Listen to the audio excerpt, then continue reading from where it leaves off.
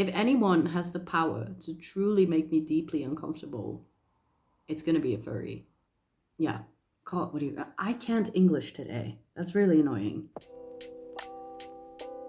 Hello. Hi.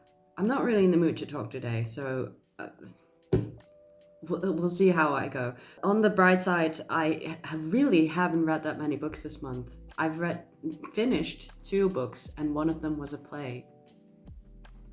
You'll see why. I will go over all the books that I spent time with this month, because there were many. I just didn't finish all of them. First of all, let's address, it is today, March 8th. Oh my god, it's International Women's Day. What a great day to be 3 months and 1 day on testosterone. Yeah, well, it is what it is. Hopefully by now you can notice a change in my voice. I can. It feels different and it feels weird. It's gonna take some getting used to. People don't talk about that, but it's very weird to have to start speaking from a different part of your throat than you were used to for 28 years of your life. So that's something I'm going through at the moment. Pleased to say that I think you can see a change in my face shape. I can see a change in my face shape around my jaw, which is cool. Other than that, I went back to this hair because I really hated showing foreheads. This is the haircut that feels like me, so I'm sticking to this. What else has changed? Not that much. I've gotten hairier. I have a neck beard. I shave it off religiously because I hate having a neck beard. Emotionally, no changes at all. I always hear people saying like, oh, I can't cry anymore. Boy, I merely have to think about the end of Letters to an Old Poet and I can cry like that. So nothing has changed in that department.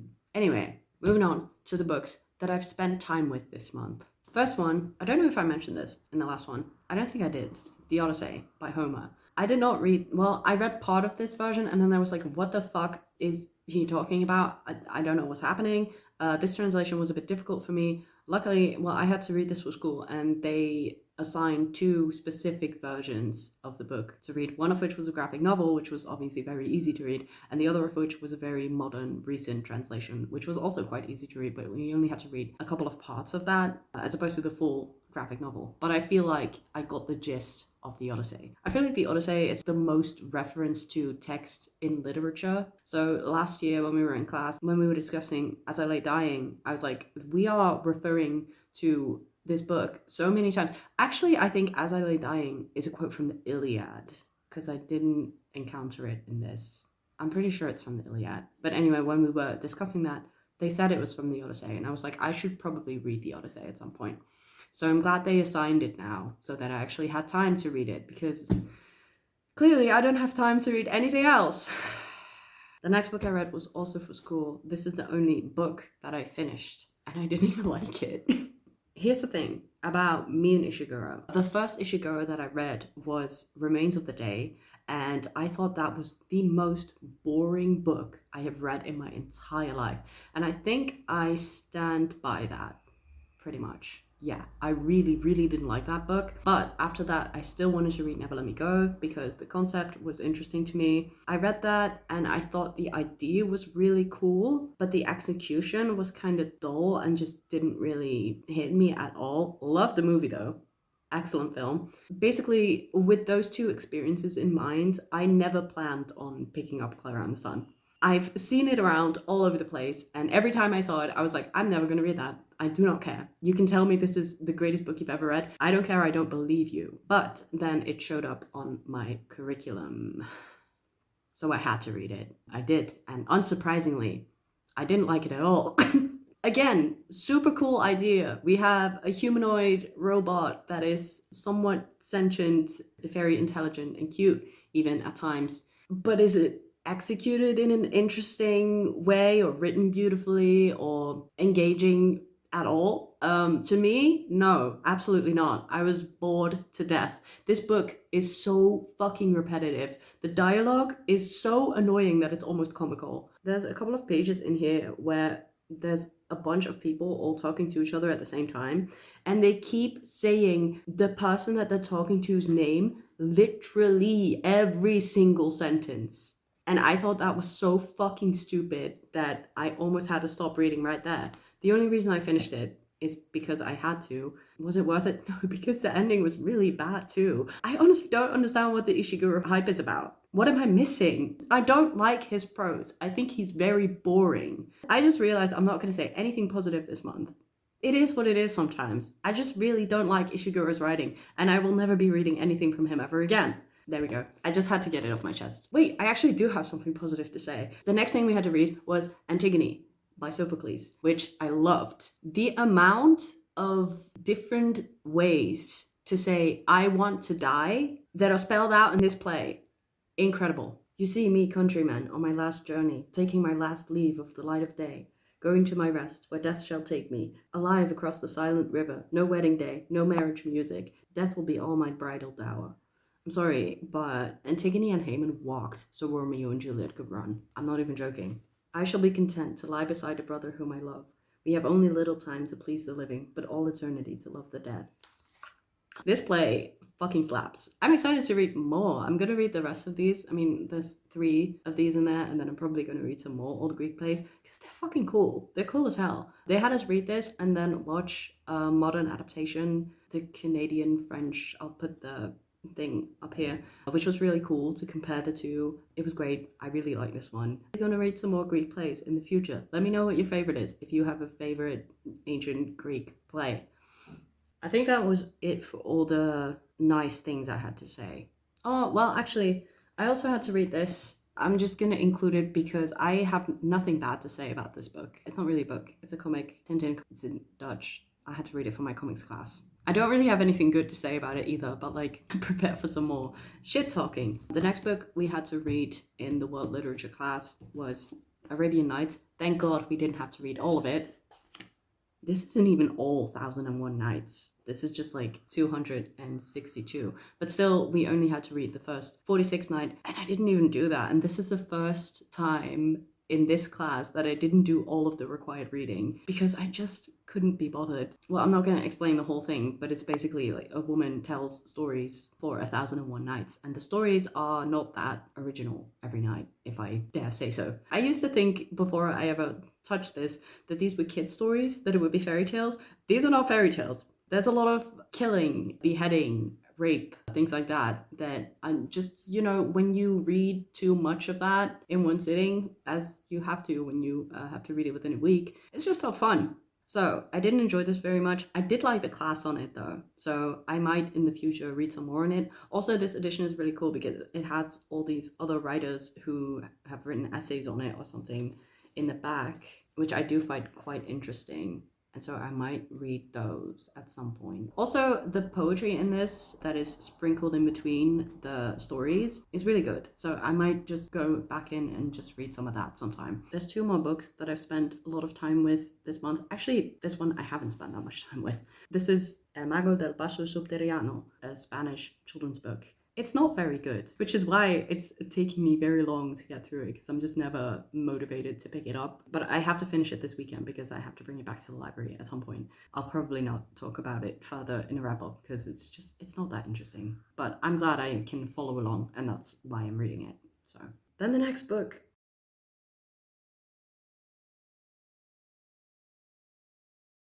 I've written a list on everything I disliked about this book, and I feel it's a controversial one. I'm almost afraid to do this, but I'm going to. First things first, I have not finished this book yet. It's just that I am so over it at this point that I feel like I've spent enough time with it to give my final thoughts on it in advance. I'm talking about Unmasking Autism. I have some things to say. I bought this book because I want to know more about autism because for years I have strongly suspected that I am autistic. It's pretty obvious to myself, so I was interested to learn more about it. This starts off really good, like the introduction on what autism is and what masking is and how masking affects the people who do it. That was good. I really liked that part. That part taught me a lot about myself and about the things I've done in the past. It gave me some revelations and it kind of gave me the green light, self-identify, as Dr. Devon Price puts it. However, first thing I have to say, something that I found out this morning, Dr. Devon Price himself is actually self-identified, which I find interesting because for 8 years I have strongly suspected that I am autistic, which you could consider self-diagnosing. And for all those 8 years, I've never been very outspoken about it because I didn't feel I had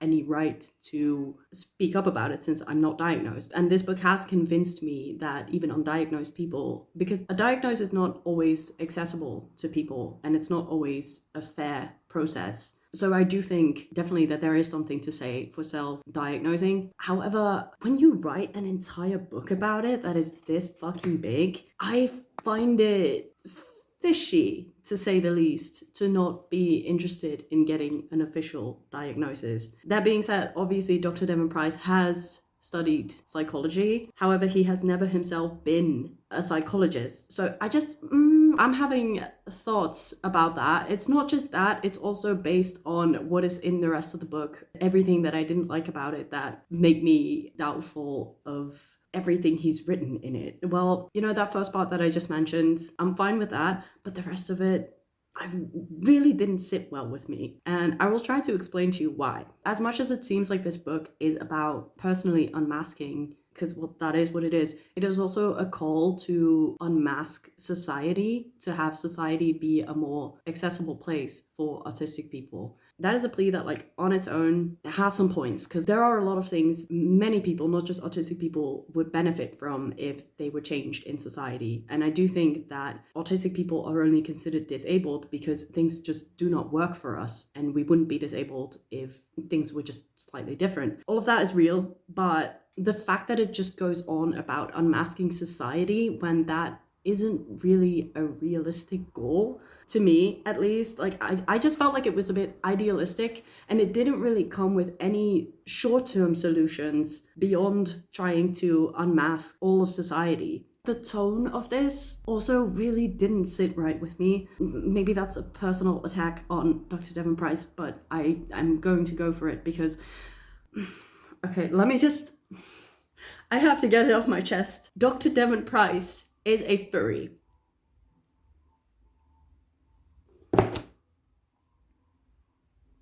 He doesn't disclose this crucial information with us until page 223, at which point you've already read a lot, so like that's a lot to have to go back on and start taking with a grain of salt. Look, I'm a queer person. I know a lot of different kinds of people. I can tolerate many things. I can even respect many things, but I have to draw the line somewhere, and the line is at furries.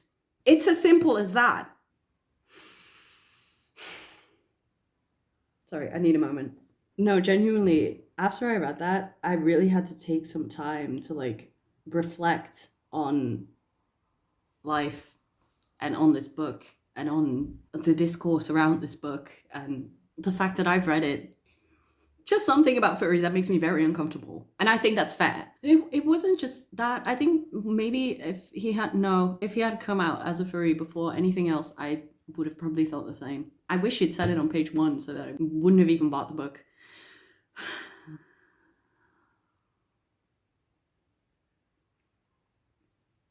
Anyway, before he came out as a furry, there were a lot of things that were already pissing me off about the way that he's written this book. He victimizes himself and other autistic people a lot throughout the book in a way that really annoyed me. He can also be very self-aggrandizing, and I know that it's maybe kind of rude to call an autistic person arrogant because they're not trying to be, and they might not always notice that the things they're saying could be considered arrogant, but in this case, I just think he could have guessed. There's just a lot of anecdotes in there about how smart and how good he is. I know that to him those are probably just facts, but I would like to give 2 examples which to me just rubbed me the completely wrong way. The first of which was there's one point he's talking about trauma surrounding past interactions as children, and he's like, I never really trust when people are nice to me because back when I was a kid, people in my class were only nice to me because they wanted me to do their homework for them because I was so much smarter than them, is what he was essentially saying. I mean, I guess you could say my problem is that Dr. Devon Furry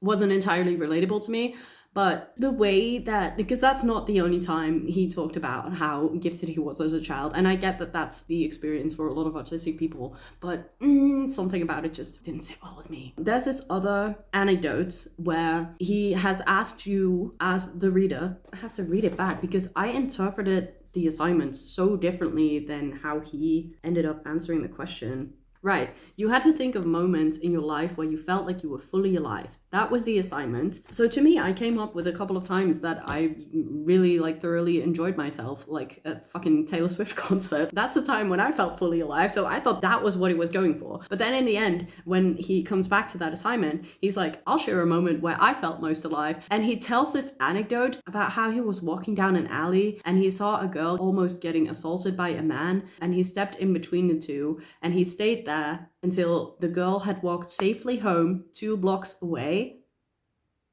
I was like, wait, how do you know that she lived 2 blocks away if she was a perfect stranger, which according to the anecdote she was? How do you know she got home when you were standing there the entire time making sure that she got home? It was just so unbelievable to me. And it was also like, that's when you felt most alive. Like, okay, I got it then, that was what he meant and not being at a Taylor Swift concert. But like, it felt wrong to me. It pissed me off. That's what it did.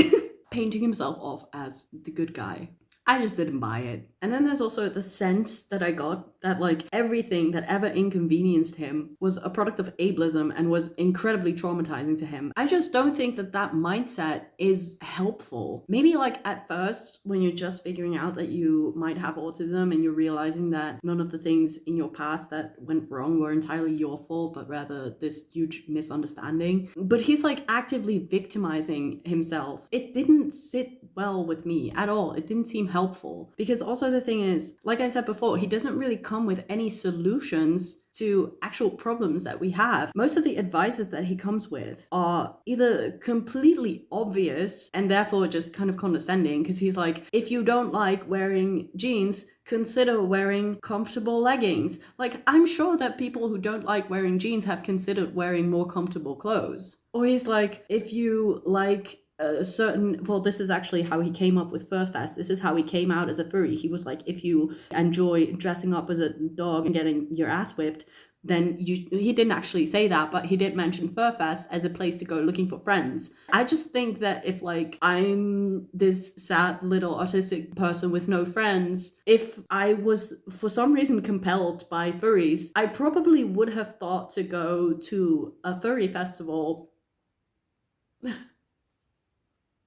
by myself. Like, I didn't need his help for that, because he comes with more obvious things too. And he's also very inclusive in like, there's this one bit where he's like, well, one of these things is truly not like the others. It's about special interest meetups, looking for things that you're interested in. He's literally talking about a Google search essentially. And he's like, look for events and clubs that run by your local library, bookstore, comic book shop, queer community center, gay bar, BDSM dungeon, park district, cafe, or collectible shop.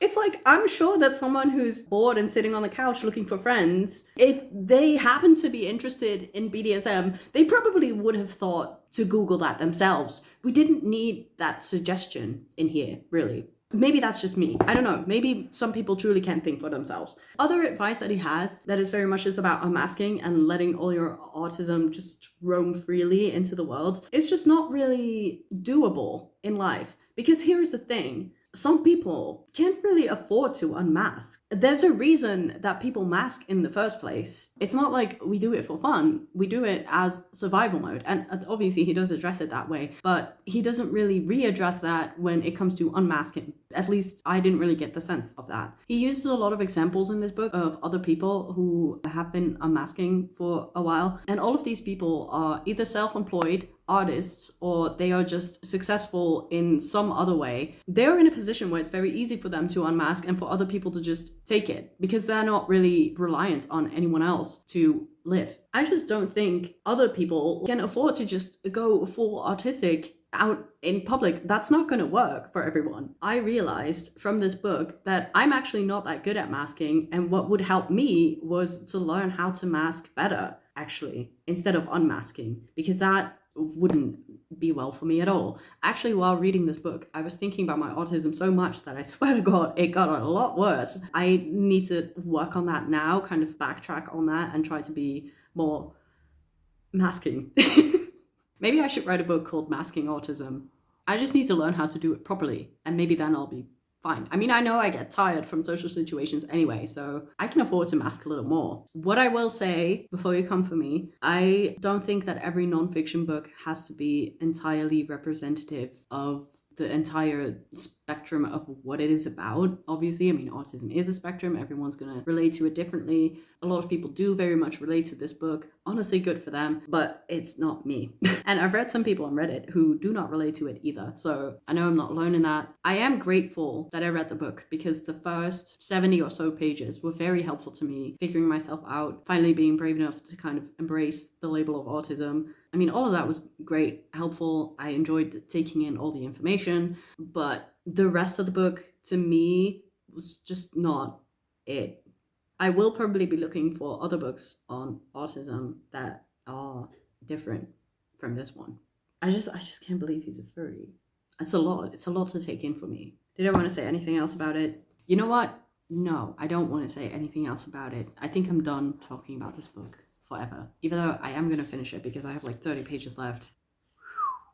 I have 24 pages left, so I will finish it. And then I will never, ever talk about it again. And that's a promise.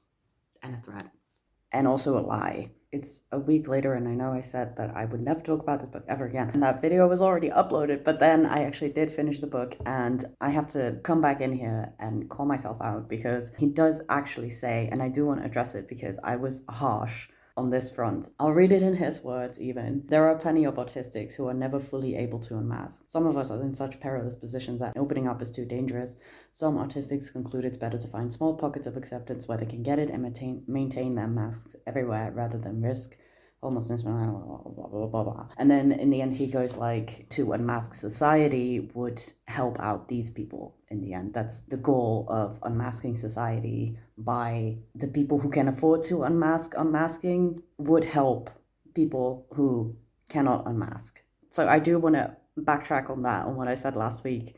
I do still think it's idealistic, but I do also think that people are allowed to write books about their ideals. So I was a bit harsh on that. I also do want to say that this book really did teach me a lot, and I do think there was a lot of valuable information in here. The book definitely wasn't entirely helpful for me, but it's not like he didn't write this book for every single autistic person. He wrote it for autistic people who have been masking their entire lives and are now in a position where they can unmask, and there's nothing wrong with that. But another thing I also wanted to mention, which I did realize last week, pretty much as soon as I had made that video, I realized that I left something out. There's kind of a sense of fear-mongering around diagnosis, like, because he is self-diagnosed, he doesn't really talk about the diagnosis process at all, aside from it being oftentimes wrong and very judgmental, old-fashioned, abusive. He compares it to conversion therapy. I overall got the sense that he was very, very negative about any consequences of getting a diagnosis. To me, I just think that that is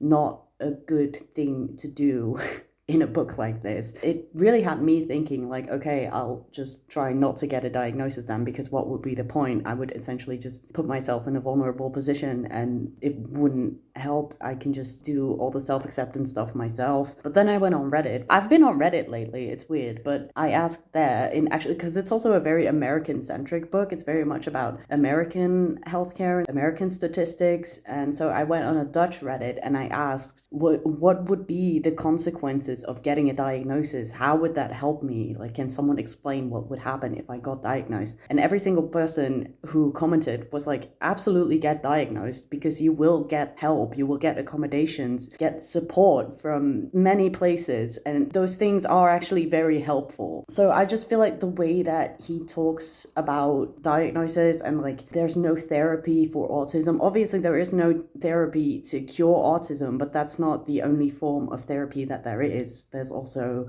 therapy for autistic people to just help them navigate the problems that we have. And in order to get that, at least I live in a place with a pretty decent healthcare situation. Those things are within reach, but you do need a diagnosis for it. And I feel like he kind of brushed over that and jumped straight into the go to the self-advocating groups, go to the support groups, go to things that are all autism led. That is, I guess, great if you can't get a diagnosis for some reason, but if you can, why not just do that? I kind of feel like he spoke of that in a very negative light, and I don't think that's fair, and I don't think that's good to do in a book like this that's going to be read by a lot of autistic people who likely are self-diagnosed and might be deterred from trying to get an actual diagnosis and getting the help that they might need in any way, shape, or form. So the point is, I have a lot of mixed feelings on this book. In the end, I just think that personally, the aim of this book is just not something that works for me.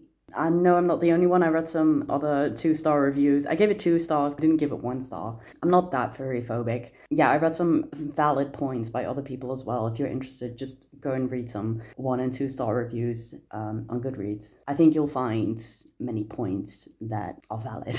But yeah, I think obviously when someone's going to write a book like this about something that afflicts this many people, there's going to be a lot of opinions on it. So I just think that mine should be out in the world.